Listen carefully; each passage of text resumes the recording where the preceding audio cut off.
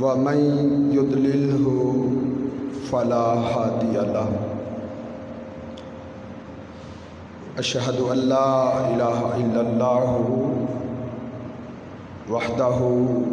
وحده لا شريك له وأشهد أن محمدا عبده ورسوله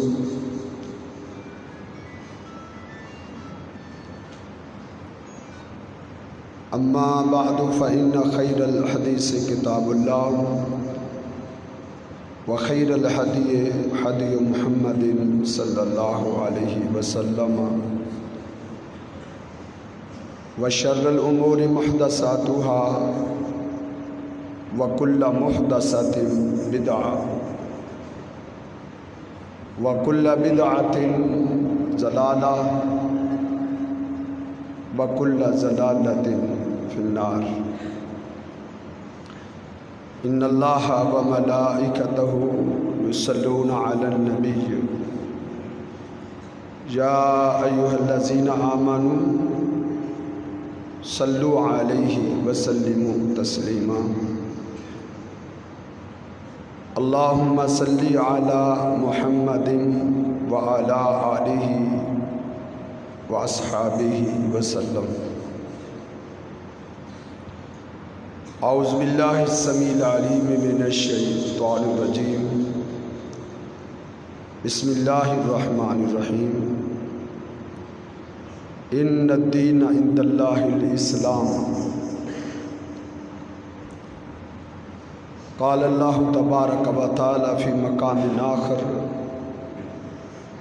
ومن یبتغی غیر الاسلام دینا فلن یقبل منہ قال النبی صلی اللہ علیہ وسلم من احدث فی امرنا ھذا ما لیس منہ فہو رد او کما قال النبی صلی اللہ علیہ وسلم۔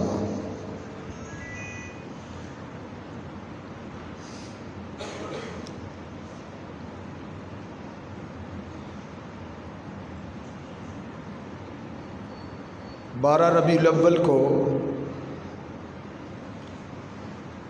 سید ولد آدم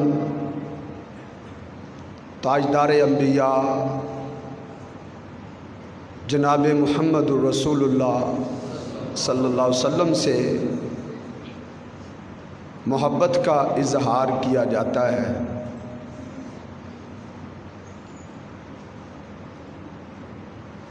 آپ سے محبت کا اظہار کرنا اس میں کوئی دو رائے نہیں ہے۔ یہ اہل اسلام میں متفق بات ہے کہ جناب محمد رسول اللہ صلی اللہ علیہ وسلم سے جب تلک کہ پوری کائنات سے بڑھ کر ہم محبت نہیں کریں گے اس وقت تک ہم مسلمان نہیں ہو سکتے۔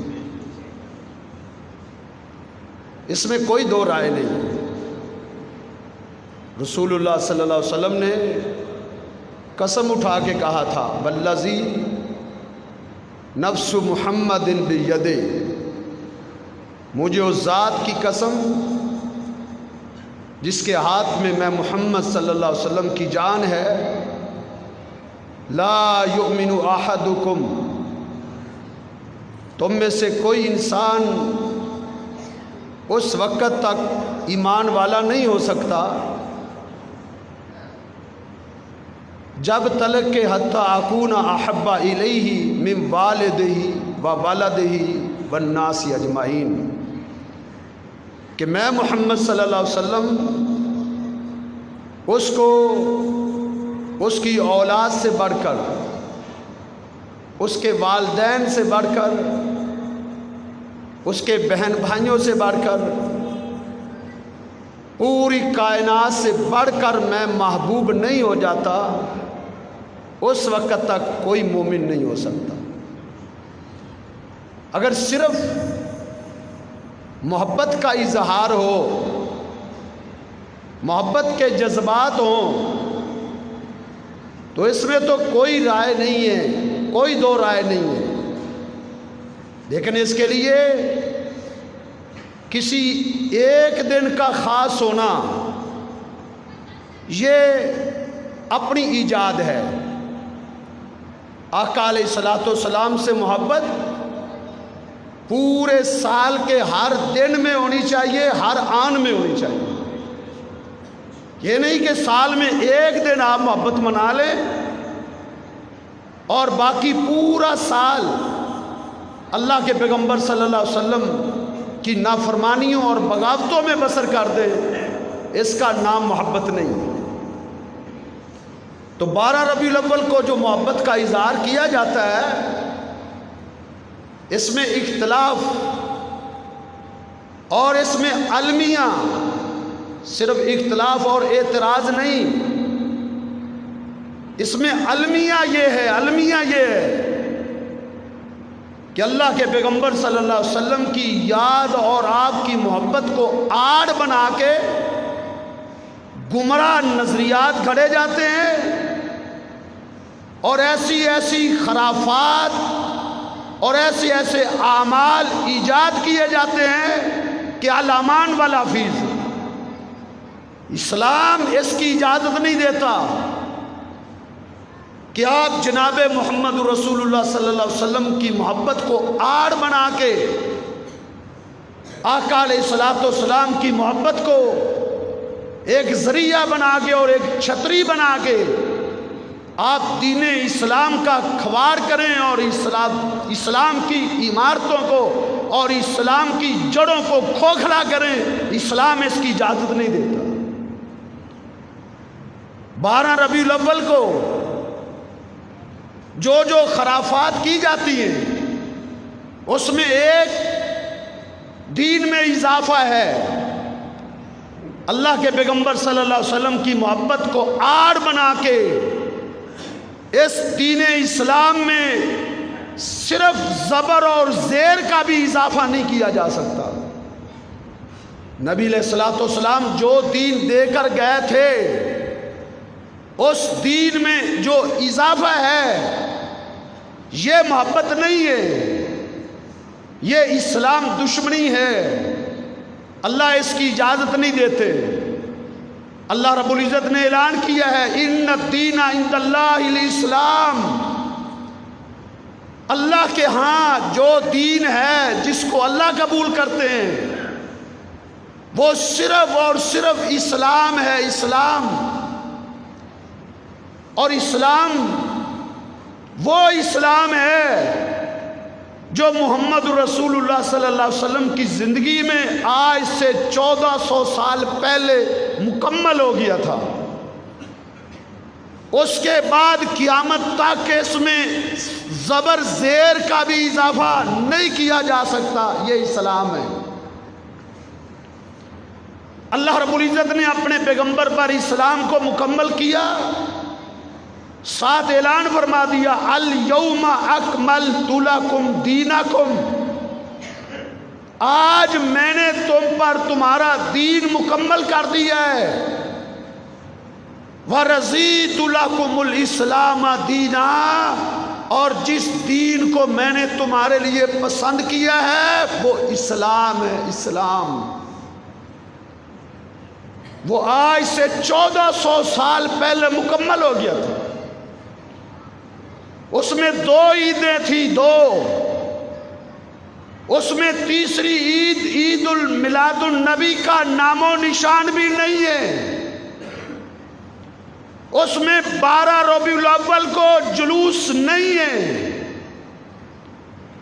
جو اللہ کے پیغمبر دین دے کر گئے ہیں اس میں ان چیزوں کا نام و نشان نہیں ہے۔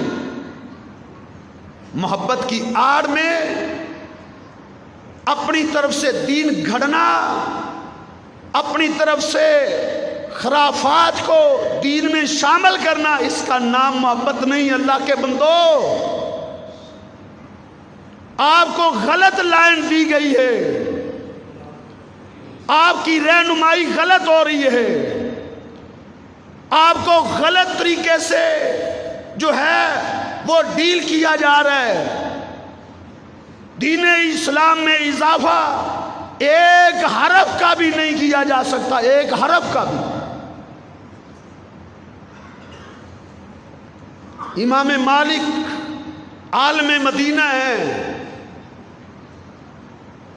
مسجد نبوی میں بیٹھے تھے، ایک دیہاتی آیا، آ کے کہتا ہے امام صاحب ایک سوال ہے۔ کہا پوچھیں۔ کہا میں حج و عمرے کا احرام باندھنا چاہتا ہوں۔ من این احرم، کس جگہ سے میں اپنا احرام باندھوں؟ امام مالک علیہ رحمہ اس کو جواب دیتے ہیں آپ ذل حلیفہ چلے جائیں، وہاں سے تلبیہ پکاریں، لبیک اللہم کریں۔ وہ شخص خاموش ہو، تھوڑی دیر کے بعد بولا، کہتا امام صاحب میری تمنا اور میری آرزو کچھ اور ہے۔ کہا آپ کی تمنا کیا ہے؟ کہا میں ذل حلیفہ پہ احرام نہیں باندھنا چاہتا، اس جگہ کی کوئی فضیلت نہیں ہے، ذل حلیفہ کی کوئی فضیلت نہیں ہے۔ اس وقت وہ ایک جنگل تھا، آج تو اللہ نے ادھر رونقیں لگا دی ہیں، اس وقت وہ ایک جنگل تھا۔ کہا وہاں کی کوئی فضیلت نہیں ہے، میں مسجد نبوی سے اللہ کے پیغمبر کے روزے کے پاس کھڑا ہو کے یہاں لبیک اللہم لبیک کا ترانہ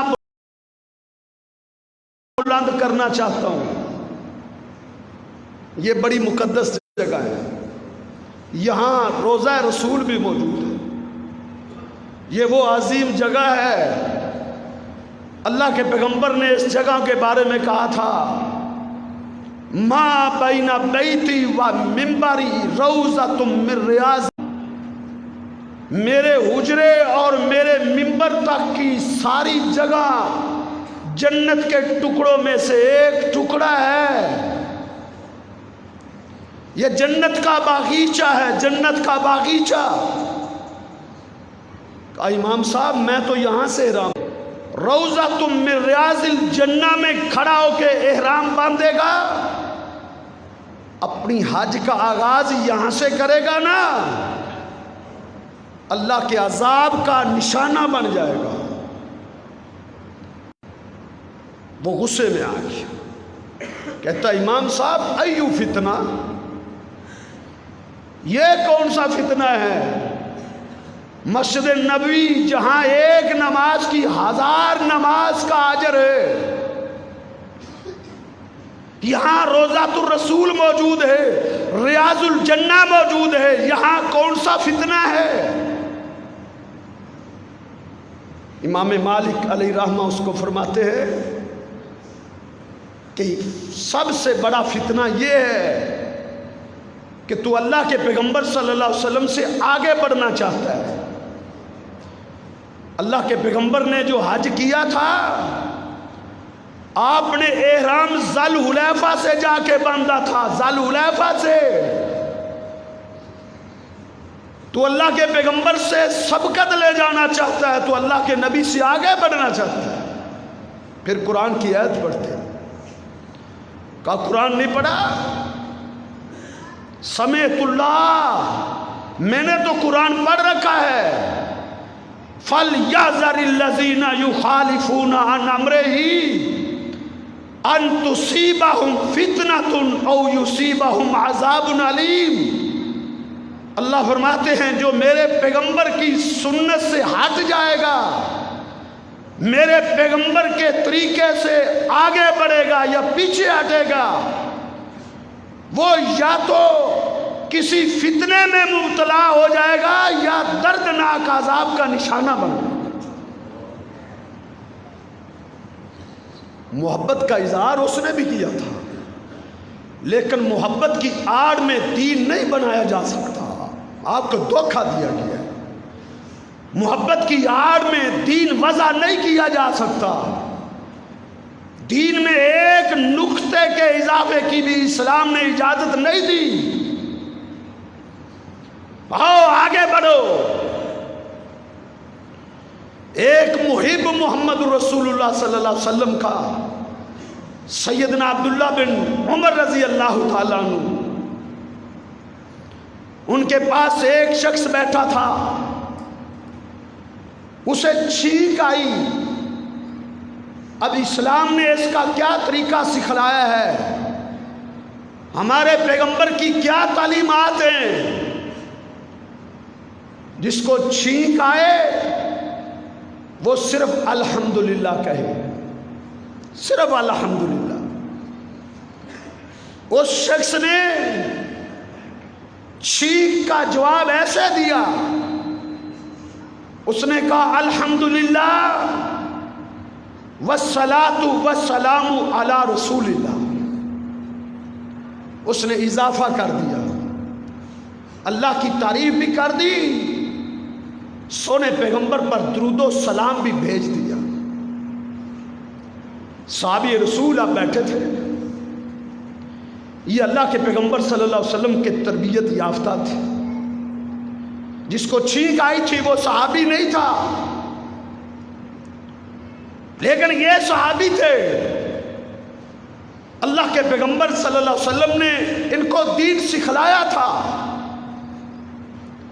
یہ اللہ کے پیغمبر کے تربیت یافتہ تھے۔ جب اس کی یہ الفاظ سنے فوراً اس کو روکا، ویحک، کہا درود تو میں بھی مانتا ہوں، اللہ کے پیغمبر پر صلاۃ اور سلام بھیجنا بہت بڑا اجر ہے، یہ میں بھی مانتا ہوں، لیکن جب چھینک آئے تو اللہ کے نبی نے ادھر درود نہیں سکھلایا، ادھر ہمارے نبی نے اللہ مانا الحمدللہ، صرف الحمدللہ سکھایا ہے۔ تو درود و سلام کا اضافہ کر رہا ہے۔ اس کو ڈانٹا، اس کو سمجھایا کہ یہ بدعت ہے، تو محبت کی آڑ میں دین میں اضافہ نہیں کیا جا سکتا، یہ ہلاکت کا پیش خیمہ ہے، ہلاکت کا، یہ تباہی و بربادی کو دعوت دینا ہے۔ مسلمانوں، تم سمجھتے ہو کہ ہم اجر کما رہے ہیں، 12 ربیع الاول کو جلوس میں شرکت کر کے، 12 ربیع الاول کو جلوس میں رونق بخش کے، 12 ربیع الاول کو جھنڈیاں اور لگا کے اور چونا بکھیر کے، 12 ربیع الاول کو ماڈل بنانے، پہاڑیاں بنا کے تم سمجھتے ہو ہم نے اسلام اور دین کی کوئی خدمت کر دی ہے۔ کعبہ کے رب کی قسم اٹھا کے کہتا ہوں یہ دین اسلام سے مذاق ہے، دین نہیں، یہ دین نہیں ہے، یہ دین اسلام سے مذاق ہے، اس کی بھاری قیمت ادا کرنی پڑے گی۔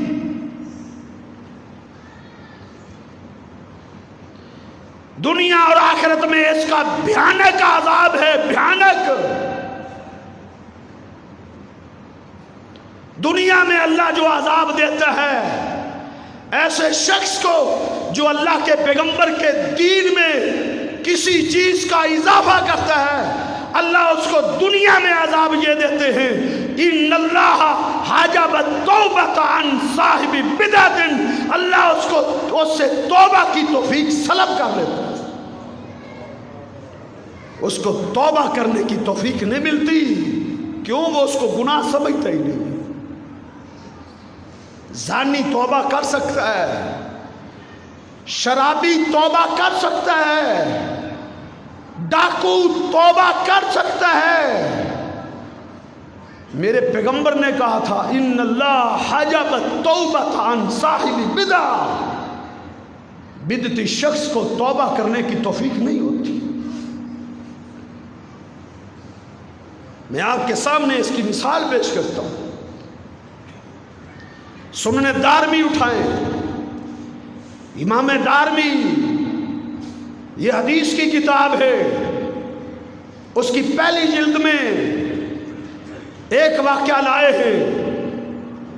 اللہ کے پیغمبر کا صحابی، نبی علیہ الصلوۃ والسلام کا سفر اور حضر کا ساتھی، جس کو صاحب سواک، جس کو صاحب تقیہ، صاحب نالین کہا جاتا تھا، اللہ کے پیغمبر کے جوتے اٹھانے والا، میرے محبوب پیغمبر کا تقیہ لانے والا، میرے محبوب پیغمبر کا لوٹا، وضو کروانے کے لیے برتن اور آسا اٹھانے والا، جس کا نام عبداللہ ابن مسعود تھا، جس کے بارے میں میرے آقا نے کہا تھا میرے صحابی کو کل قیامت کے دن جب نیکیوں کے ترازو میں رکھا جائے گا، اللہ اس کا اتنا وزن بھاری کر دیں گے کہ اس کی ایک پنڈلی احد پہاڑ سے زیادہ وزنی ہوگی۔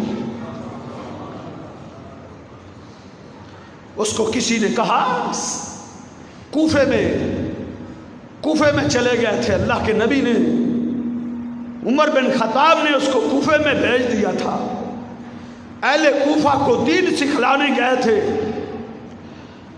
ابو موسیٰ اشعری آئے، دروازہ کھٹکھٹایا، کہا اللہ کے پیغمبر کے صحابی تم گھر بیٹھے ہو، تجھے پتہ نہیں کیا ہو گیا ہے، جلدی باہر آؤ۔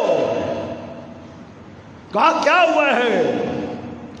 کہا آج کوفے کی جامع مسجد میں آج دین کو ہلا دیا گیا ہے، مسجد کوفہ میں آج ایک بدعت کا اضافہ کر دیا گیا ہے، بدعت کا۔ کہا کیا ہو رہا ہے؟ کہا لوگ کٹھے بیٹھ کے، ان کے سامنے کنکریاں پڑی ہیں، کنکریاں، اور اجتماعی شکل میں وہ سبحان اللہ پڑھتے ہیں، پھر وہ اکٹھے اجتماعی شکل میں کنکریوں پر الحمدللہ پڑھتے ہیں، پھر وہ اللہ اکبر پڑھتے ہیں۔ صحابی رسول بھی گھبرا گئے، چہرے کی رنگت بدل گئی، جلدی جلدی مسجد کی طرف بڑھے، اس گروہ کے پاس جا کے کھڑے ہو گئے، سر پہ ایک ٹوپی تھی بڑی، اس کو اتارا، کیا لفظ بولے؟ کہا من عرفنی فقد عرفنی ومن لم یعرفنی انا عبداللہ ابن مسعود صاحب رسول اللہ۔ اہل کوفہ تم مجھے جانتے ہو، جو جانتا ہے سو جانتا ہے، جو نہیں جانتا وہ جان لے، انا عبداللہ ابن مسعود صاحب رسول اللہ، میں اللہ کے پیغمبر کا صحابی عبداللہ بن مسعود ہوں۔ لوگوں نے کہا ہم نے پہچان لیا۔ پھر کیا کہتے ہیں؟ کیا لفظ بولے؟ وَيْحَكُمْ یا امت محمد، اے میرے پیغمبر کی امت، تمہاری ہلاکت ہو، تمہاری بربادی ہو، تباہی ہو۔ ما اسرع ہلاکتکم، تم اتنی جلدی ہلاک ہو گئے ہو۔ ما اسرع ہلاکتکم، تم اتنی جلدی تباہ ہو گئے ہو، تم اتنی جلدی گمراہ ہو گئے ہو۔ او ظالموں، ابھی تو میرے پیغمبر کے برتن بھی نہیں ٹوٹے، آنیاتہ لم تکسر، کسی خطیب کے الفاظ نہیں، آنیتہ لم تک تکسر، ابھی تو اللہ کے پیغمبر کے برتن بھی نہیں ٹوٹے، ابھی تو میرے پیغمبر کا لباس بھی پوشیدہ نہیں ہوا، جو کپڑے آپ اتار کے گئے ہیں یا جو آپ پہنا کرتے تھے وہ بھی ابھی پوشیدہ نہیں ہوا۔ انہوں نے کہا کیا ہو گیا؟ کہا مفتاتہ باب زلالہ، مفتاتہ باب زلالۃ، تم آج گمراہی کا دروازہ کھول چکے ہو۔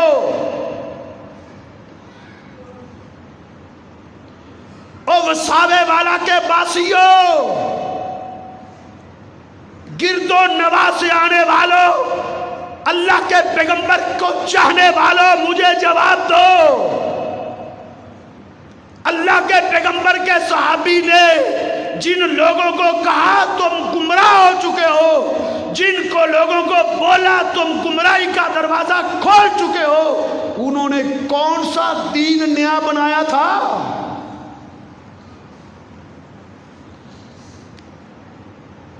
وہ صرف سبحان اللہ پڑھ رہے تھے، سبحان اللہ نیا دین تو نہیں۔ وہ الحمدللہ پڑھ رہے تھے، یہ نیا دین تو نہیں۔ وہ الحمدللہ اللہ اکبر پڑھ رہے تھے، یہ چیزیں نئی نہیں تھی، انہوں نے صرف طریقہ نیا بنایا تھا۔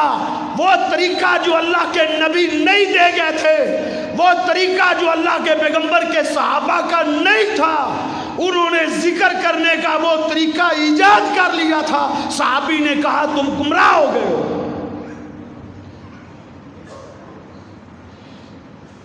تم نے تو پورا جلوس نیا بنا لیا،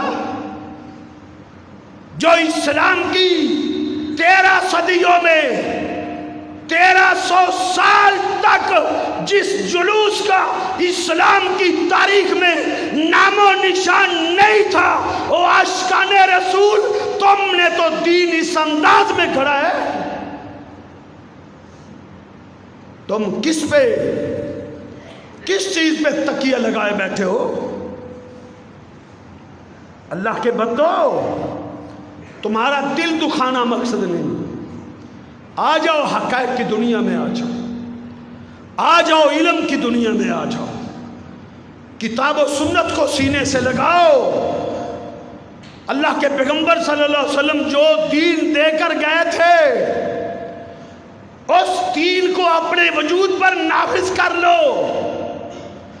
صرف اسی دین کو اپنے گھر کی 4 دیواری میں اس کا نفاذ کر دو، صرف اسی اسلام کا، اسی دین کا اپنی وضع قطع میں، اپنی حجامت و لباس میں، اپنے قول و کردار میں، اپنی خوشی اور غمی میں اس کو نافذ کر دو۔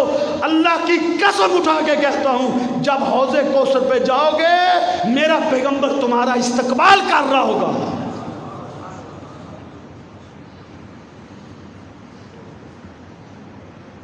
اسی دین پر عمل کرو۔ اگر دین میں اضافہ کرو گے تو پھر اس کا بھیانک عذاب ہے۔ اللہ کے پیغمبر صلی اللہ علیہ وسلم فرماتے ہیں، میں حوض کوثر پر ہوں گا، ایک جماعت آئے گی، ان کے ہاتھ، چہرے، پاؤں وضو کی وجہ سے چمکتے ہوئے، آقا فرماتے ہیں میں اپنے حوض کا جام بھر کے انہیں دینے لگوں گا، وہ غائب کر دیے جائیں گے، وہ دھکیل دیے جائیں گے، انہیں دھتکار دیا جائے گا، انہیں پیچھے ہٹا دیا جائے گا، غائب کر دیا جائے گا۔ میں اپنے رب سے پوچھوں گا، ربی امتی، ربی امتی ہے، میرے رب یہ تو میری امت ہے۔ اللہ جواب دیں گے، انک لا تدری، ہے میرے نبی نہیں ہے میرے پیغمبر نہیں، تم نہیں جانتے۔ انہوں نے آپ کے جانے کے بعد آپ کے دین کا حلیہ بگاڑ دیا تھا۔ لا تدری ما احدث بعدک، صحیح البخاری ہے، انہوں نے تیرے جانے کے بعد دین نیا گھڑ لیا تھا، انہوں نے نئی چیزیں ایجاد کر لی تھی۔ میرے نبی یہ آپ کے ہاتھوں سے حوض کا پانی نہیں پی سکتے، ان کو آپ کے ہاتھوں سے جام نہیں مل سکتا۔ آقا جب سنیں گے انہوں نے میرے دین میں اضافہ کر دیا تھا، میرا محبوب پیغمبر بھی غصے میں آ جائے گا اور کہے گا سحقاً دفع ہو جاؤ، سحقاً دفع ہو جاؤ، دفع ہو جاؤ، میری آنکھوں سے دور ہو جاؤ، آئندہ کوئی ٹولہ میرے سامنے نہ لایا جائے۔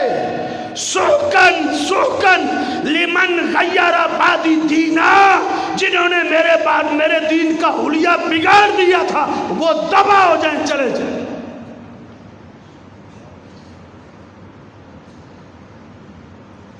غور کرو، لمحہ فکریہ ہے،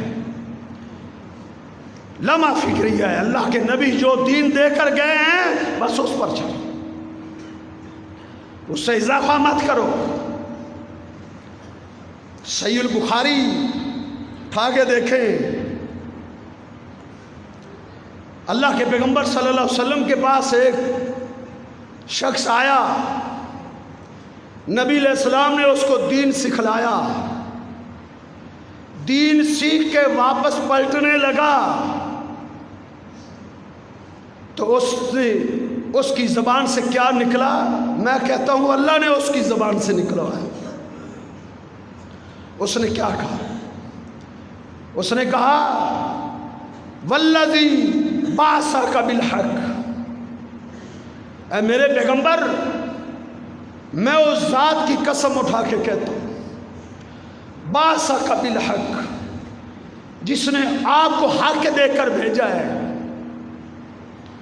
آپ نے جو دین مجھے بتایا ہے میں زندگی بھر اس پر قائم رہوں گا، لا ازید علی ھذا ولا انقص، نہ میں اس میں اضافہ کروں گا نہ کمی کروں گا۔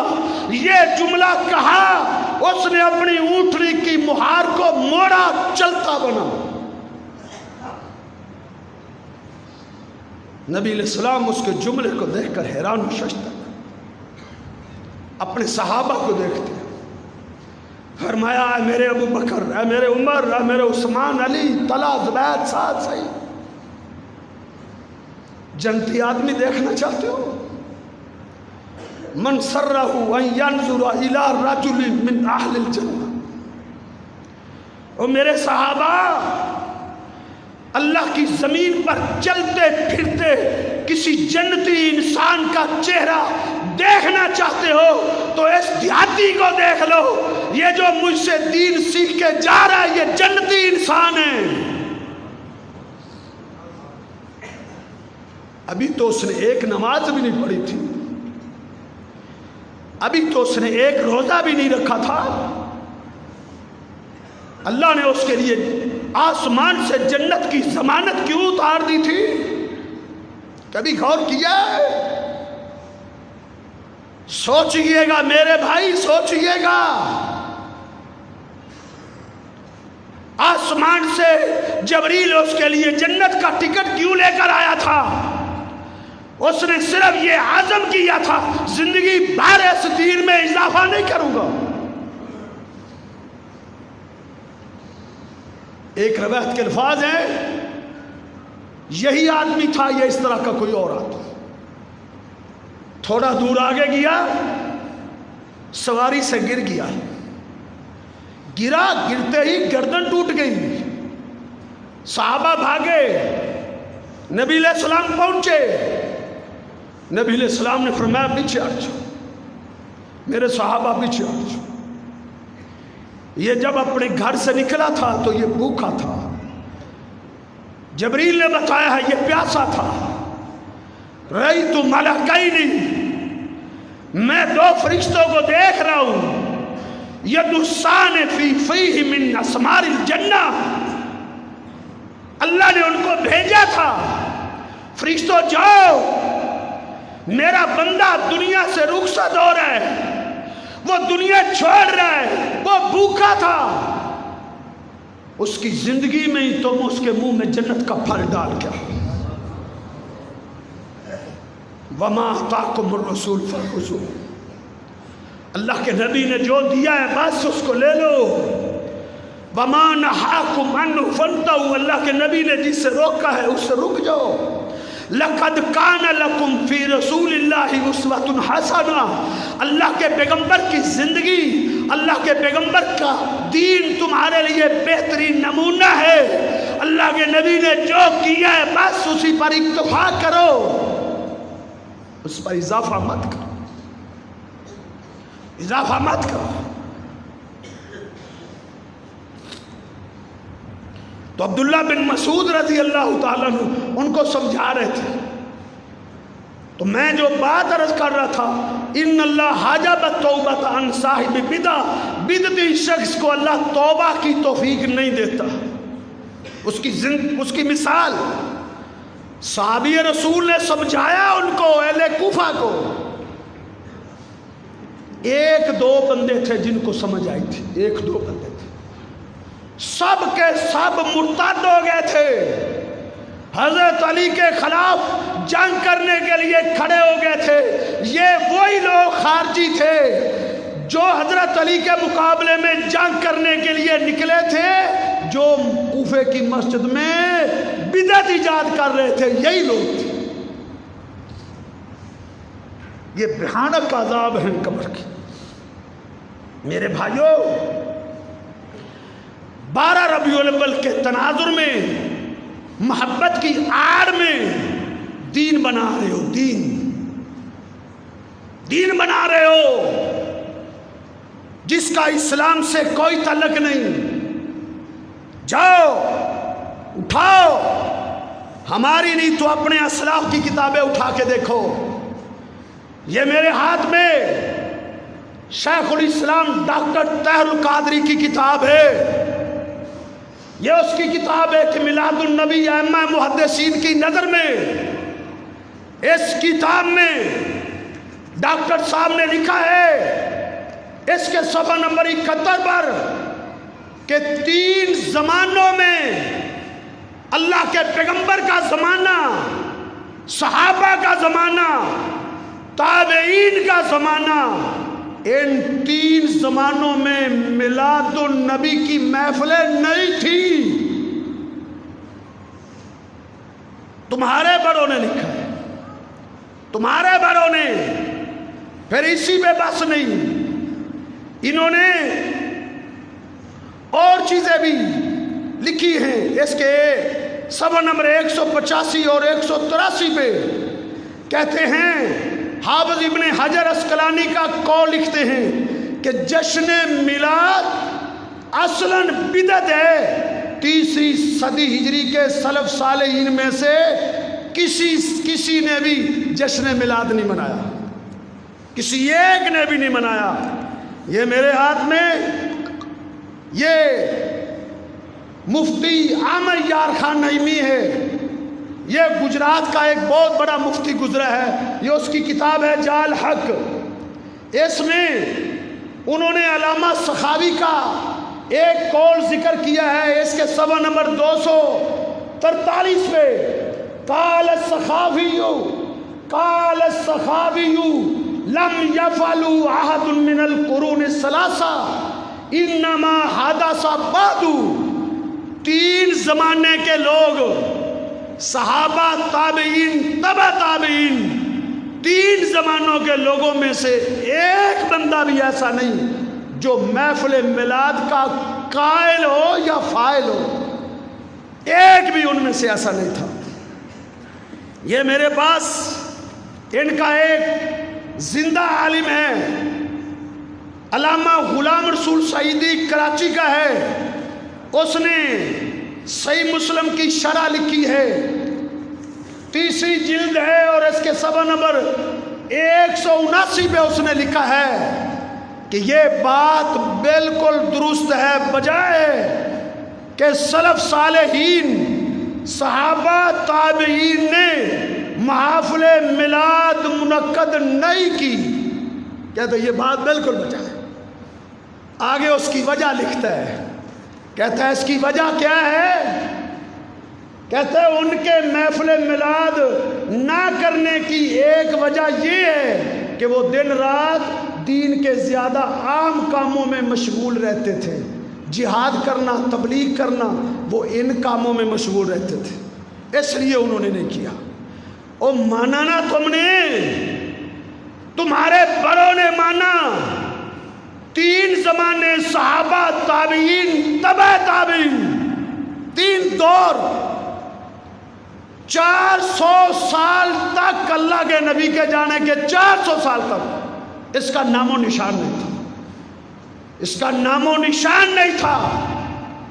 ہاں 6 ہجری میں ایک عیاش بادشاہ پیدا ہوا, عیاش, جس کا نام مظفر کوکبوری تھا.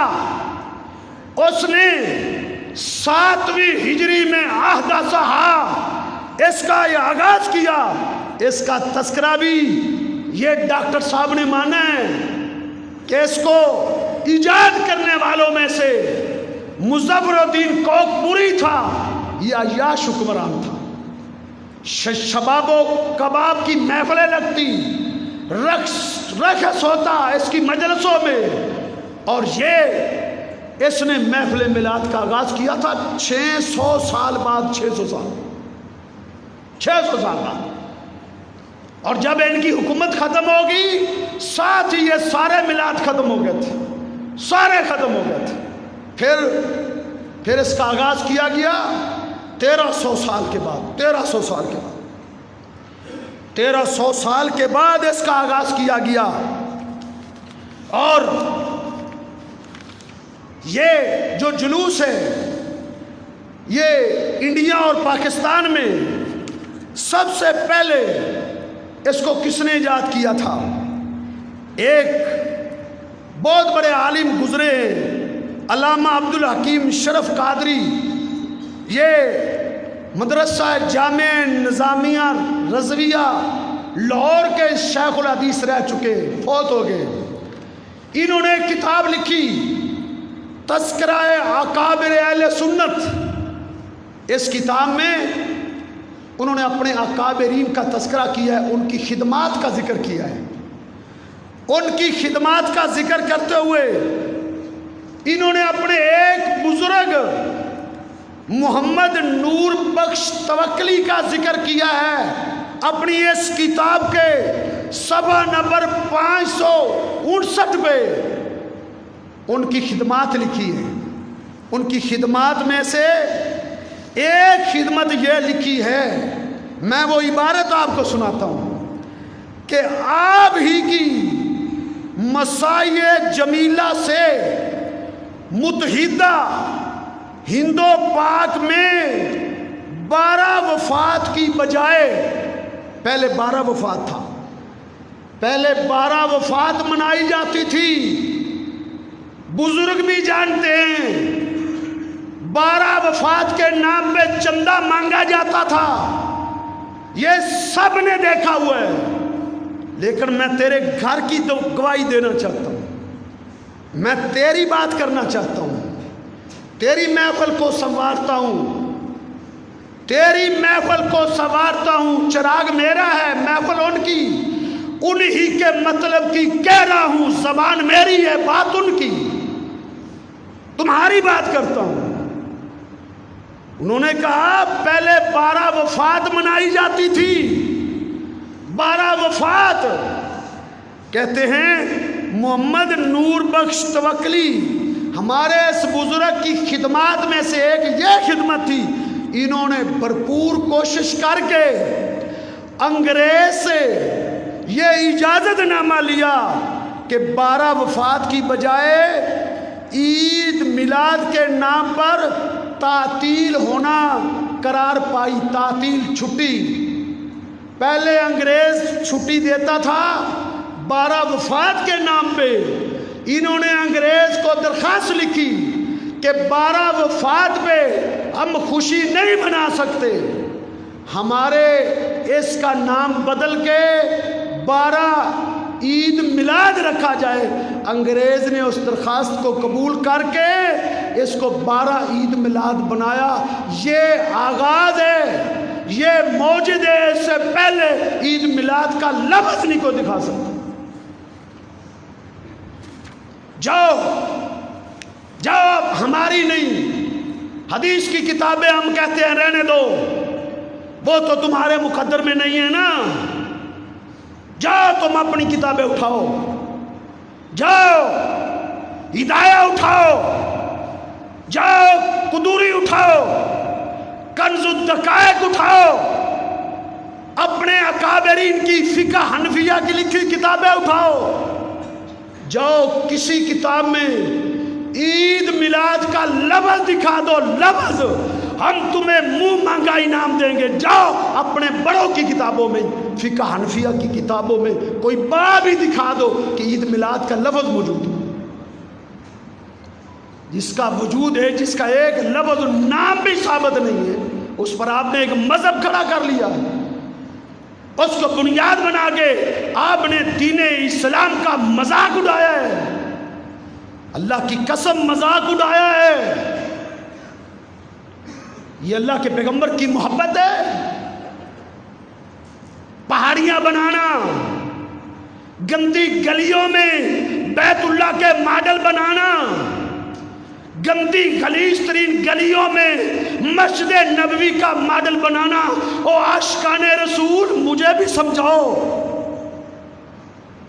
ہمارا بھی قریب آؤ نا، ہمیں تو کچھ سمجھاؤ۔ او ادھر آ پیارے، ٹیبل ٹاک کر، پیار سے بیٹھتے ہیں، آ جا محبت سے بیٹھتے ہیں، پوری تاریخ اسلام کو دیکھتے ہیں، آ جا پوری تاریخ اسلام میں اس کا نام تک تجھے نہ ملے تو پھر تو اس کو دین سمجھے، اور جو جلوس نہ نکالے تو اس کو گستاخ رسول کا تمغہ دے دے، اس کا نام اسلام ہے۔ بیت اللہ کے ماڈل بناتے ہو، اپنے پاؤں سے توڑتے ہو، مسجد نبوی بناتے ہو، پھر پاؤں سے اس کو بکھیرتے ہو، پہاڑیاں بنا کے انڈیا کے گانے لگاتے ہو، جلوس نکالتے ہو، عورتیں بناؤ سنگار کر کے پیر آ کے نوجوانوں پہ پھول بکھیرتی ہے، یہ اسلام ہے؟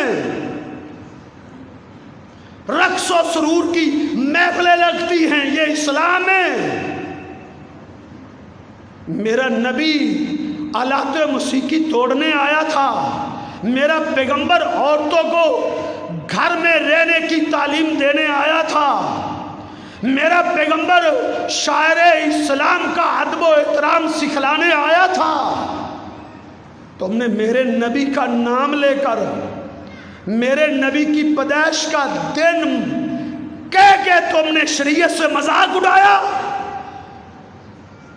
تو اگر اس کو محبت سمجھتا ہے تو مجھے بتا، پھر ابو بکر تو محب نہیں تھا نا؟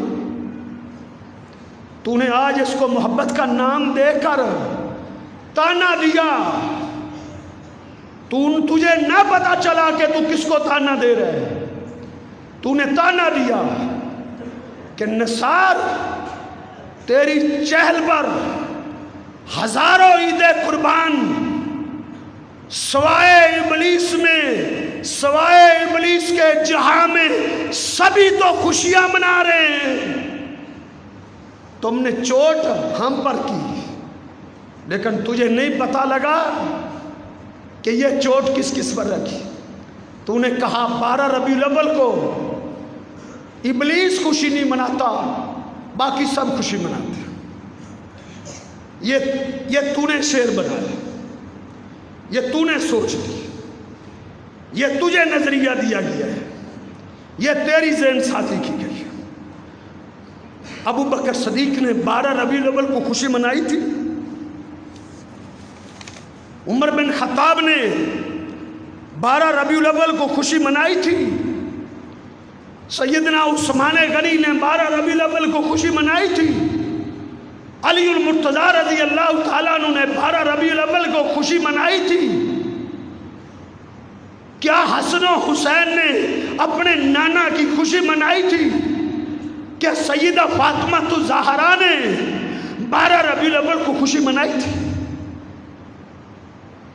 میں پہلے آپ کے گھر کی بات کرتا ہوں. میں پھر میں کتاب و سنت سے ایک تصویر آپ کے سامنے رکھوں گا. 12 ربیع الاول پر مدینے کی کیا حالت تھی. میں پہلے طاہر القادری کی بات آپ کے سامنے رکھتا ہوں. طاہر القادری صاحب نے ایک کتاب لکھی ہے میلاد النبی.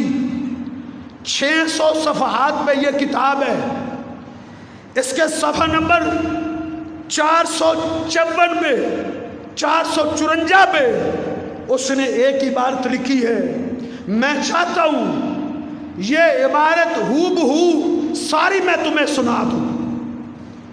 عبارت یہ ہے، سب جانتے ہیں حضور نبی کریم صلی اللہ علیہ وسلم کا یوم ولادت اور یوم وفات ایک ہی دن ہے. یہ طاہر القادری صاحب کا موقف ہے کہ اللہ کے پیغمبر کی پیدائش بھی 12 کو ہوئی ہے، وفات بھی 12 کو ہوئی ہے. چلو یہ مان لیتے ہیں. کہتے ہیں چونکہ ولادت بھی اسی دن تھی، اللہ کے پیغمبر کی وفات بھی اسی دن تھی. کہتے ہیں اسی دن سرکار دو جہاں اپنے خالق حقیقی سے جا ملے. 12 ربیع الاول کو پیدا ہوئے، 12 ربیع الاول کو ہی اپنے خالق حقیقی سے جا ملے. کہتے ہیں صحابہ کرام پر غموں اور آلام کے پہاڑ ٹوٹ گئے تھے. یہ میں نہیں کہتا. صحابہ کرام پر غموں اور آلام کے پہاڑ ٹوٹ گئے تھے. اس لیے جب ان کی زندگی میں 12 ربیع الاول کا دن آتا تھا تو وہ وفات کے صدمے تلے ولادت کی خوشی دب جاتی تھی. ان پر وفات کا صدمہ غالب آ جاتا تھا، وہ خوشی بھول جاتے تھے. یہ طاہر القادری لکھا ہے. کہتے ہیں دب جاتی تھی. جدائی کا غم از سر نو تازہ ہو جاتا تھا. آقا دو جہاں کی زندگی کی یادوں کے جلوہ میں میرے نبی کے صحابہ آقا دو جہاں کی زندگی کی یادوں کے جلوہ میں 12 ربیع الاول کا دن آتا تو خوشیوں اور غم کی کیفیتیں مل جاتی تھی، اور صحابہ کرام وصال محبوب کو یاد کر کے صدمہ زدہ دلوں کے ساتھ خوشی کا اظہار نہیں کر سکتے تھے. وہ خوشی کا اظہار نہیں کر سکتے تھے. سو وہ ولادت کی خوشی میں نہ جشن مناتے تھے، نہ آپ کی غم میں صفے ماتم بچھاتے تھے. میرے نبی کے صحابہ نے نہ آپ کی پیدائش میں جشن منائے ہیں، نہ آپ کی وفات کے غم میں صفے ماتم بچھایا ہے. اس کا یہ مطلب ہی نہیں جس طرح شیعہ ہر سال غم مناتے ہیں، انہوں نے غم بھی نہیں منا. یہ ڈاکٹر صاحب کی بات ہے. صفحہ نمبر 454 ہے. آؤ اب مدینے کی ایک جھلک میں آپ کے سامنے رکھتا ہوں. 12 ربیع الاول کو جب آپ جشن مناتے ہیں، 9-10 بجے جب آپ ڈھول کی تھاپ پہ نکلتے ہیں، جب جیلی داڑیاں لگا کے جب نوجوان شامل ہوتے ہیں، اللہ کے پیغمبر صلی اللہ علیہ وسلم کی اس وقت کیفیت کیا تھی؟ آپ اس وقت موت و حیات کی کشمکش میں تھے. اللہ کے پیغمبر صلی اللہ علیہ وسلم نے اس وقت سیدہ عائشہ کی گود میں سر رکھا ہوتا تھا. یہ 12 ربیع الاول کی صبح کو 9-10 بجے عائشہ کی گود میں سر رکھا ہوا تھا اور چہرے سے سینہ بہہ رہا تھا. بار بار کہہ رہے تھے ان للموت سکرات. عائشہ موت کی بہت سختیاں ہوتی ہیں، موت کی بہت شدتیں ہوتی ہیں، میرا نبی بار بار پیالے میں ہاتھ ڈال کے اپنا پسینہ صاف کرتا تھا اور ساتھ کہتا تھا اللہم اعنی علی سکرات الموت، اللہ میرے نبی پر موت کی سختیوں میں آسانیاں کر دے، اللہ موت کی سختی میں تخفیف کر دے۔ یہ اللہ کے پیغمبر صلی اللہ علیہ وسلم کی روح نکلنے کی حالت تھی۔ سیدہ عائشہ فرماتی ہے مات النبی بین السحر والنحر، اللہ کے نبی نے میرے سینے سے اپنا سر لگایا ہوا تھا، اپنے ہاتھ کو ایسے اوپر اٹھا کے کہہ رہے تھے اللہم رفیق الاعلی، اللہ میں تیری رفاقت میں آنا چاہتا ہوں، میں انبیاء کے پاس آنا چاہتا ہوں۔ کہتی ہے میں کیا دیکھتی ہوں میرے نبی کا، حضرت عائشہ فرماتی ہیں میں بار بار دم کرتی تھی، میرے پیغمبر نے کہا عائشہ اب دعا کرنا چھوڑ دے، عائشہ اب دعاؤں کے وقت ختم ہو گئے۔ اس سے پہلے سیدہ فاطمہ آئی تھی، نبی علیہ السلام کے گھر فاطمہ پہلے بھی آتی تھی، لیکن اس وقت فاطمہ آئی نبی علیہ السلام بھی رو پڑے۔ نبی علیہ السلام پہلے اپنی بیٹی کا کھڑے ہو کے اٹھ کے استقبال کیا کرتے تھے۔ اس دن فاطمہ آئی، 12 ربیع الاول کی صبح تھی، میرے نبی چار پائی سے اٹھ بھی نہیں سکے تھے۔ فاطمہ رو پڑی، واہ قرب آبا، ہائے میرے باپ کی تکلیف۔ نبی علیہ السلام نے فرمایا فاطمہ آج تیرے باپ کی ساری تکلیفیں ختم ہو جائیں گی، آج تکلیفیں ختم ہو جائیں گی۔ یہ آخری دن 12 ربیع الاول کا تھا۔ عائشہ فرماتی ہاتھ نیچے آ گیا، میں سمجھ گئی اللہ کے نبی فوت ہو گئے۔ میں بھاگی حجرے کے دروازے کی طرف، مسجد نبی میں صحابہ جمع تھے، رو رہے تھے۔ کہتے ہیں میں نے جا کے دستک دی، آواز دی، میں نے کہا اللہ کے نبی فوت ہو گئے۔ صحابہ کی چیخیں نکل گئی، یہ 12 ربیع الاول کا دن تھا، 12 ربیع الاول کا۔ کیفیت یہ ہوگی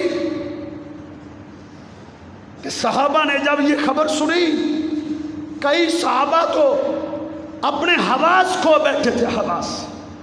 ان میں عمر بن خطاب بھی تھے رضی اللہ تعالیٰ، انہوں نے تلوار اٹھا دی، کہا جو کہے کہ میرا پیغمبر فوت ہو گیا ہے میں اس کی گردن اتار دوں گا، کوئی مت کہے۔ ابو بکر صدیق رضی اللہ تعالیٰ عنہ روتے اٹھے، منبر پہ آئے، خطبہ دیا، کہا من کان منکم یعبد اللہ فإن اللہ حی لا یموت، جو اللہ کی عبادت کرتا تھا، اللہ زندہ ہے، اللہ کو کبھی موت نہیں آنے۔ وَمَنْ كَانَ مِنْكُمْ يَعْبُدُ مُحَمَّدًا، یہ صحیح بخاری کے الفاظ ہیں، جو تم میں سے محمد صلی اللہ علیہ وسلم کی عبادت کرتا تھا، فَإِنَّ مُحَمَّدًا، محمد صلی اللہ علیہ وسلم قد مات، یقیناً فوت ہو گئے، یقیناً فوت ہو گئے۔ پھر قرآن پڑھتے ہیں اِنَّكَ مَيِّتٌ وَإِنَّهُمْ مَيِّتُونَ، پھر اور پڑھتے ہیں وَمَا جَعَلْنَا لِبَشَرٍ مِّن قَبْلِكَ الْخُلْدَ، اس دنیا میں ہمیشہ رہنے کے لیے کوئی نہیں آیا۔ پھر اور پڑھتے ہیں وَمَا مُحَمَّدٌ إِلَّا رَسُولٌ قَدْ خَلَتْ مِن قَبْلِهِ الرُّسُلُ أَفَإِن مَاتَ أَوْ قُتِلَ انقلبتم عَلَىٰ أَعْقَابِكُمْ۔ جب یہ قرآن پڑھا تو جناب عمر بن خطاب پکار اٹھے، الصدیق انہا فی کتاب اللہ، یہ جو ایتے پڑھ رہے ہو یہ قرآن میں؟ کہا ہاں عمر قرآن میں۔ اٹھا بخاری کو، یہ 12 ربیع الاول کا دن تھا جب قرآن کی ایتیں سنی کہ اللہ کے نبی تو واقعتاً فوت ہو گئے۔ پھر عمر کمر کے بل گر پڑے تھے، بے ہوش ہو گئے تھے، ہوش آئی، بیمار ہو گئے، گھر میں چلے گئے، دوسرے دن خطبہ دیا، کہا کل میں نے ایک بات کہی تھی، وہ میری بات غلط تھی کیونکہ مجھے اس کا علم نہیں تھا، مجھے ان آیات میرے ذہن سے محو ہو گئی تھی۔ یہ صحابہ کی حالت ہے۔ حضرت انس بیان کرتے ہیں کہ اللہ کے پیغمبر کی وفات کی خبر جب ہمیں سیدہ عائشہ نے دی تھی تو ہم نے کیا دیکھا کہ پورے مدینے میں اندھیرا چھا گیا تھا، سورج کی روشنی ختم ہو گئی تھی، اور چراغاں کرنے والوں اور اپنی گلیوں محلوں کو روشن کرنے والوں 12 ربیع الاول کو اللہ کے پیغمبر کی وفات کی خبر سن کر سورج بھی رونے لگا تھا، اور اس کے رونے میں اس کی روشنی ختم ہو گئی تھی۔ صحیح بخاری میں انس فرماتے ہیں اللہ کے پیغمبر کی وفات ہوئی، مدینے پہ اندھیرا چھا گیا تھا، اندھیرا۔ تو خوشی مناتا ہے، تو جشن مناتا ہے، اور مسلمان تو بھنگڑے ڈالتا ہے، تو لڈیا ڈالتا ہے، تجھے حلوے کی خوشی چڑھی ہوتی ہے، تو حلوہ مانڈا چلاتا ہے۔ اللہ کے پیغمبر صلی اللہ علیہ وسلم کے صحابہ پر قیامت ٹوٹ پڑی تھی، قیامت قیامت۔ بلال نے اذان کہنا چھوڑ دیا تھا، جب اس کو مجبور کرتے تھے کہا میں اذان نہیں دے سکتا، کچھ دن، صرف کچھ دن مدینے میں رہ سکا تھا، لیکن صحابہ کہتے ہم اس کو دیکھتے گلیوں میں روتا پھرتا تھا، ہم دیکھتے بلال کسی چوک میں کھڑا رو رہا ہوتا تھا، ابو بکر صدیق جاتے بلال ادھر کیوں رو رہے ہو؟ کہا میں اپنے نبی کو میں نے اس چوک پہ کھڑے ہوئے بھی دیکھا تھا، میں نے اپنے نبی کو اس گلی میں بھی چلتے ہوئے دیکھا تھا، مسجد نبی میں آتے تو کونوں کو دیکھ کر روتے، کہتے میرا نبی اس کونے میں بیٹھتا تھا، اس کونے میں بیٹھتا تھا۔ یہ 12 ربیع الاول تھا۔ آخر کہنے لگا ابو بکر مجھے جانے دو، میں مدینے میں نہیں رہ سکتا، لا اريد المدینہ بدون رسول اللہ، اللہ کے پیغمبر کے بغیر میں مدینے میں نہیں رہ سکتا۔ عمدۃ القاری میں علامہ عینی نے لکھا ہے لا اريد المدینہ بدون رسول اللہ، کیوں؟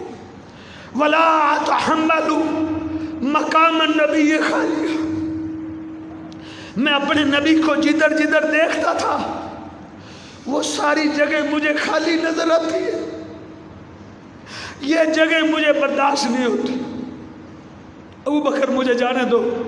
ابو بکر کہتے ہیں نہیں تم نہیں جا سکتے۔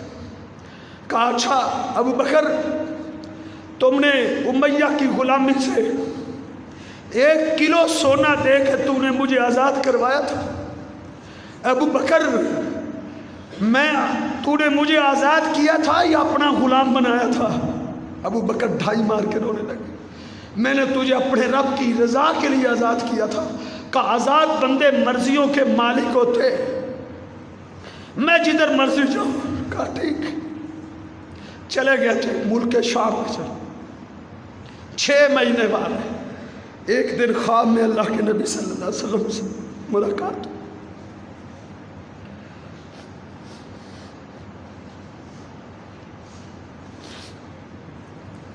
روتے ہوئے اٹھے، ساتھیوں نے پوچھا بلال کیوں رو رہے؟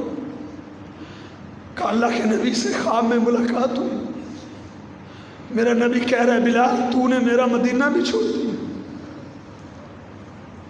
اسی وقت کہا مجھے سواری دو، سواری پہ بیٹھے، انہوں نے کہا ناشتہ کر لو، کہا نہیں، مدینے کا رخ کیا، مدینے پہنچے، صحابہ نے کہا بلال اذان تو دو، 6 مہینے ہو گئے ہم نے وہ آواز نہیں سنی۔ کہا نہیں میں اذان نہیں دے سکتا، اب میرے اندر طاقت نہیں۔ لوگ حسنین کریمین کو لے کر آئے، اے میرے نبی کے نواسو تم چلو بلال کو کہو اذان دے۔ نواسے آئے، حسنین آئے، بلال نے دونوں کو سینے سے لگا دیا، کافی دیر تک روتے رہے۔ حسنین کہنے لگے بلال نانا کے وقت جو اذان دیتے تھے وہ اذان تو تھا، کہا میں اپنے نبی کو بھی دیکھتا تھا، وہ تمہاری بات مانا کرتے تھے، میں تمہاری بات کا انکار نہیں کر سکتا۔ کھڑے ہوئے چبوترے پہ چڑھے، اذان دی، اللہ اکبر اللہ اکبر کا جب آوازہ بلند ہوا مدینے میں کوہرام برپا ہے، مدینے میں ہاں اور سسکیوں کی آوازیں شروع کی، عورتیں چھتوں پہ چڑھ گئی تاکہ بلال کی آواز اب صحیح سن سکے، گلیاں بھر گئی، لوگ مسجدوں کی طرف بڑھے، بلال کی آواز آ رہی، بلال اذان دے رہے۔ جب اشہد ان محمد رسول اللہ کو دیکھا، پڑھا، اللہ کے پیغمبر کے حجرے کے دروازے پہ نظر پڑی، بے ہوش ہو کے گر گئے، لوگوں نے پانی پلایا، ہوش آئی، کہا میں نے نہیں کہا تھا میں اذان نہیں دے سکتا۔ یہ 12 ربیع الاول کی ہولناکیت تھی۔ میں نے آج ایک بڑھیا خاتون کے اشعار پڑھے، غلام اسلم کہتے ہیں کہ عمر بن خطاب رضی اللہ تعالیٰ عنہ کے زمانے میں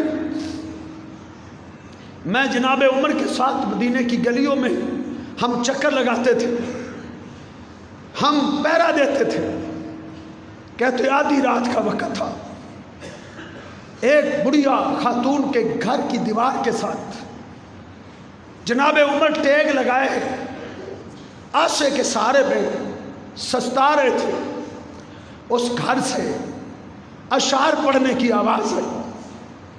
ایک خاتون اپنے نبی کی یاد میں اشعار پڑھ رہی تھی اور وہ بڑے دکھی اشعار تھے۔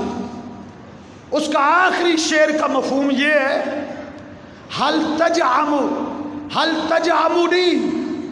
و محمدن فی الدار، اے اللہ قیامت کے دن تو مجھے میرے نبی کے ساتھ اس کے اعلیٰ محل میں اکٹھا کر دے۔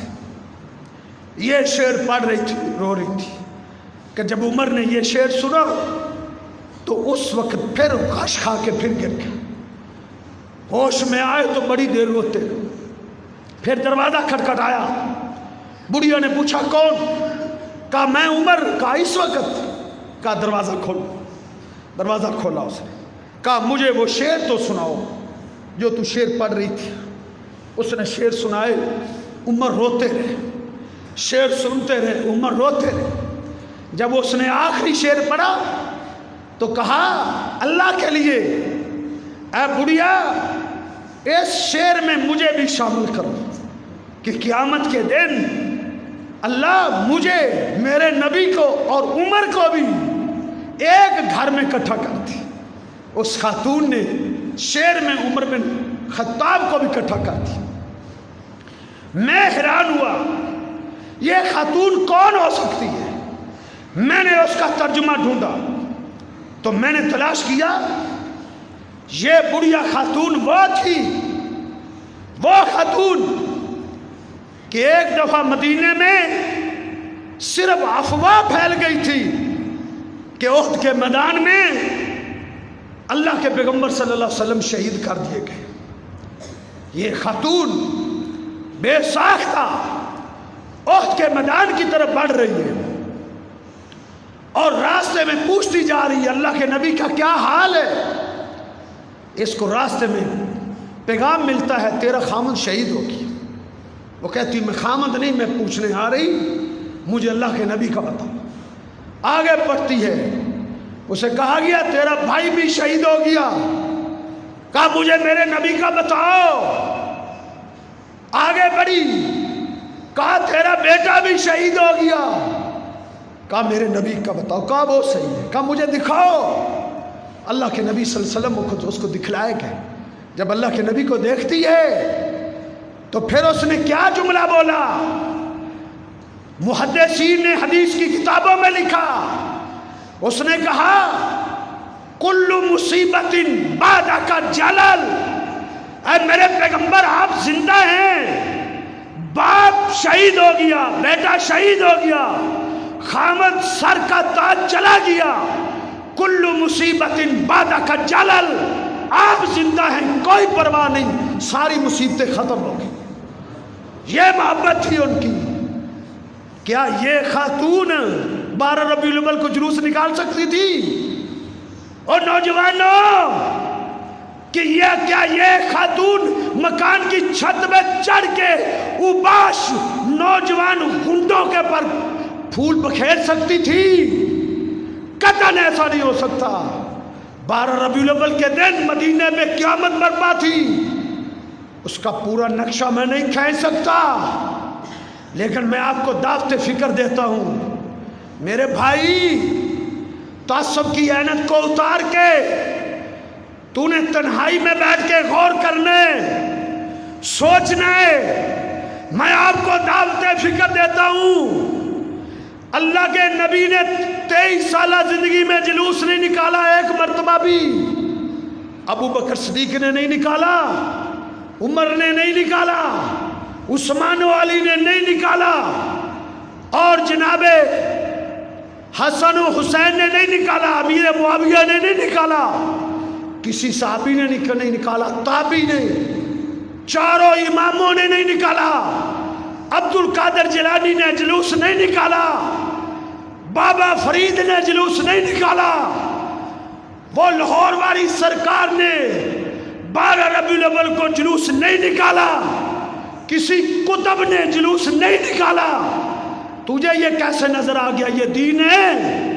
اللہ کے پیغمبر کی وفات کے دن تو لٹیا ڈالے، تو بھنگڑے ڈالے، یہ اللہ کے نبی سے مذاق ہے، مذاق، یہ اللہ کے دین کا مذاق ہے۔ توبہ کر، ہاں تو اپنے چہرے پہ نبی کی سنت سجا، اپنی بہو بیٹیوں کو شرعی پردہ کروا، تو خوشی غمی اسلامی بنا، وضع قطع اٹھنا بیٹھنا اسلام کے تابع بنا، 5 وقت کا نمازی بن جا، تہجد گزار بن جا، تو روز اٹھتا بیٹھتا میرے نبی پہ درود بھیجا کر، روز چلتا پھرتا میرے پیغمبر پہ درود بھیجا کر۔